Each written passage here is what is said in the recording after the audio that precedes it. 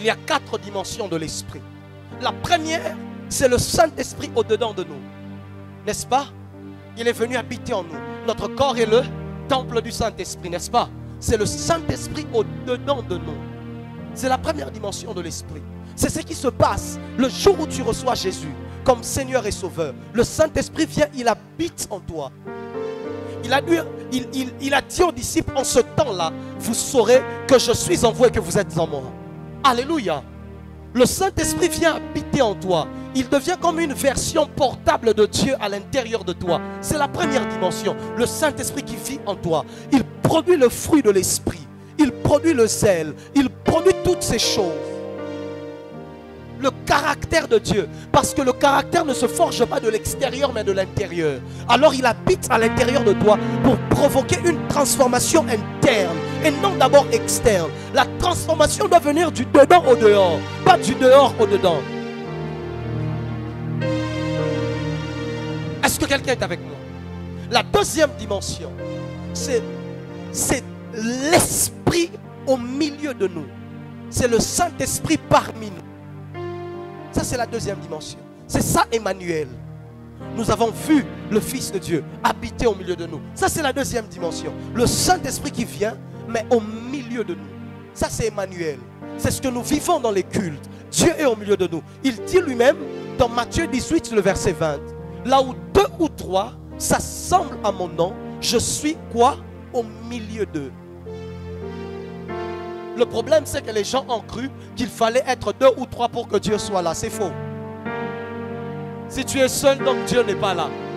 Parce qu'il a dit là où 2 ou 3 s'assemblent à mon nom, je suis au milieu d'eux.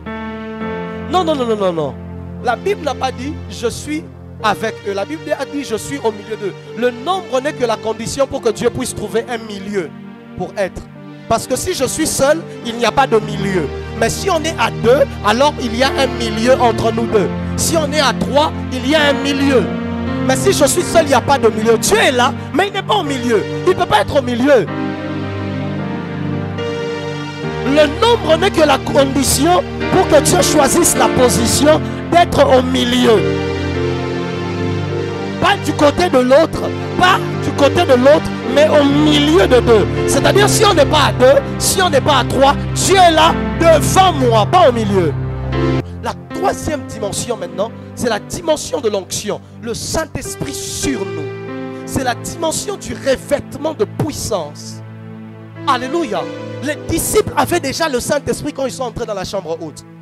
Parce que quelques versets plus tôt, la Bible déclare, il souffla sur eux et il leur dit, recevez le Saint-Esprit. Mais c'était quelle dimension? Pas sur eux, en eux. Le Saint-Esprit est venu, mais à l'intérieur d'eux. Mais il leur dit encore, mais attendez, c'est que le Père a promis. Parce que ce qu'il a promis, ce n'est pas maintenant le Saint-Esprit en toi, mais c'est un revêtement de puissance, le Saint-Esprit sur toi. C'est une onction. C'est pour cela qu'à la Pentecôte, la Bible prend le soin de préciser qu'ils étaient ensemble dans un lieu, il y eut un bruit comme le vent impétueux et des langues semblables à des langues de feu se posèrent, quoi? Sur leur... Parce que c'était le Saint-Esprit maintenant, pas au-dedans d'eux, mais sur... Oh, chata, je prie que le Saint-Esprit vienne sur toi ce soir. Je disais, je prophétise, je décrète et déclare que le Saint-Esprit vienne sur toi ce soir. C'est quoi la quatrième dimension? C'est la dimension où le Saint-Esprit n'est pas en toi. Il n'est pas au milieu de toi. Il n'est pas sur toi. Mais c'est toi qui es submergé en lui. C'est pour cela que Jean dit, je fus ravi en esprit au jour du Seigneur. Là, le Saint-Esprit devient le transporteur. Ce n'est plus toi qui le porte au-dedans de toi, mais celui qui te porte dans son monde. Ce n'est plus toi qui est son temple, mais lui devient ton temple. C'est là maintenant que tu vis en esprit, tu entres en esprit et tu as accès au monde de Dieu. Parce que ce n'est plus Dieu qui vient dans ton monde, mais c'est lui qui te prend et te fait entrer dans son monde à lui. Dieu en toi, c'est Dieu qui vient dans ton monde à toi. Mais quand l'esprit, c'est toi maintenant qui es en esprit. C'est Dieu qui te fait entrer dans le monde spirituel. C'est là que les yeux s'ouvrent. tu commences à voir des choses que tu ne pouvais pas voir. Parce que tu es à l'intérieur. L'esprit de l'homme, que dit la Bible, je paraphrase, l'esprit de l'homme qui est en l'homme sonde les profondeurs de l'homme. Mais l'esprit de Dieu maintenant qui est en Dieu sonde les profondeurs de Dieu. Oh, maintenant si tu entres dans l'esprit de Dieu, tu entres donc dans les profondeurs de Dieu. S'il est en toi, c'est-à-dire qu'il peut te dire quelque chose et tu refuses. Parce que c'est toi qui as le contrôle, c'est lui qui est juste en toi. Mais quand tu es en lui, c'est la dimension à laquelle tu n'as plus aucun contrôle. C'est lui qui te contrôle.